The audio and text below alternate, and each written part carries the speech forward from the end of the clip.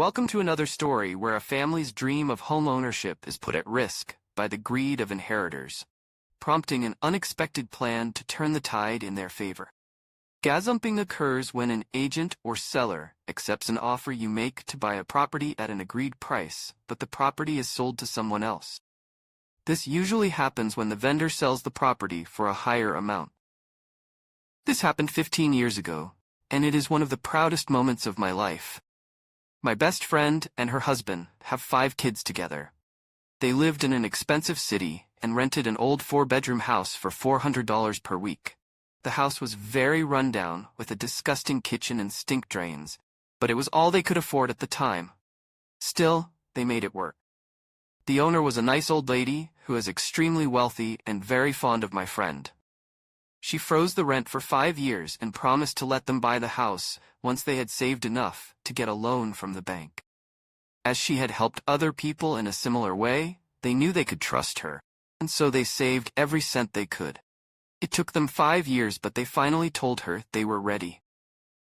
2 days later, the nice old lady passed away, before anything was put in writing. Enter the new owners.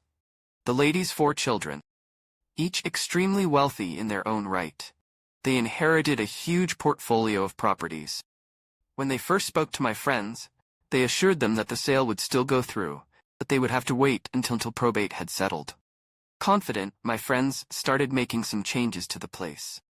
They started by stripping wallpaper, painting, and making plans. Finally, probate was settled, and the owners agreed to go ahead with the sale for the previously agreed price.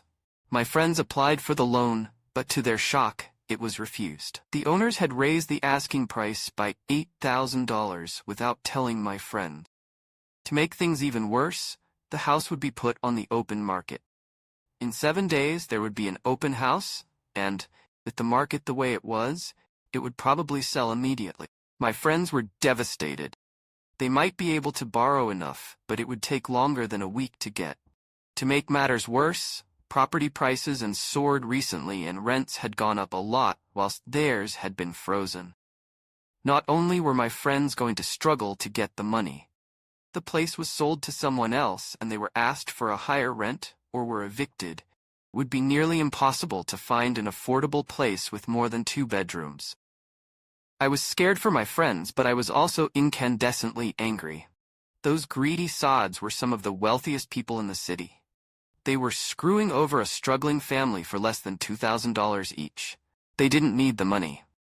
It is pure greed, and it was obvious that they'd always planned to do this. So while my friends scrambled to come up with the money, I started plotting. I looked up advice on what helps to make a sale. We needed to make the place as undesirable as possible, without making my friends look like bad tenants. Uncluttered, we moved all the furniture in from the walls, added some extra furniture, and borrowed ornaments, and hung a load of motorcycle memorabilia on the walls. The place felt more smaller. Smell? My friend boiled a head of cabbage on the stove, and we sprayed ammonia around the front and back doors because it smells like all the neighborhood cats had been marking their territory. We also poured 24 rotten eggs down the drain to make it smell like sewer gas. Neighborhood. We obtained a moldy old couch and dumped in front yard of the neighbor across the road, with permission of course. Neighborhood X2. We started calling friends for help. Anybody with a loud and crappy car was asked to do a few laps in front of the block during the open day.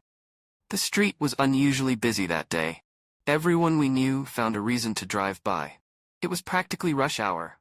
Neighborhood X3. We called out mates from the rugby club. Full contact football without any of that soft padding. A big portion of our club are very large men. The next door neighbor set up a barbecue in their front yard, and we offered free food and cheap beer. They came on motorcycles, wearing their roughest gear. There was quite a crowd. A lot of people showed up for the open day. Quite a few were in and out within minutes. One lady sat in her car and watched the party next door before driving away. The one bloke who stayed any length time was brave enough to start up a conversation with someone leaving the party. He asked if they were often there and was told every couple of weeks or so they have an after-party morning and the party the night before was 3 doors up. The partygoer also helpfully mentioned the troublesome drains that are always getting blocked by tree roots and stinking up the place. The potential buyer left without making an offer. So my friends were the only ones to make an offer. They still had to pay more than they'd planned, but not as much as the greed bastards wanted. My friends signed the papers and paid the deposit that day. So when the brave buyer put in an offer of $3,000 more than my friends, there was nothing the owners could do about it. Strict anti-gazumping laws. I would have loved to see the owners' faces when they found out. For all the people who are saying they had cheap rent, they didn't. $400 was the rent in 2004, and that was pretty high back then. By the time the lady died, average rent for a house that size had only gone up by about $40. Nowadays, 4-bedroom houses in that area go for approximately $800 per week. This was our story of the day. If you like this content, subscribe to our channel and like this video.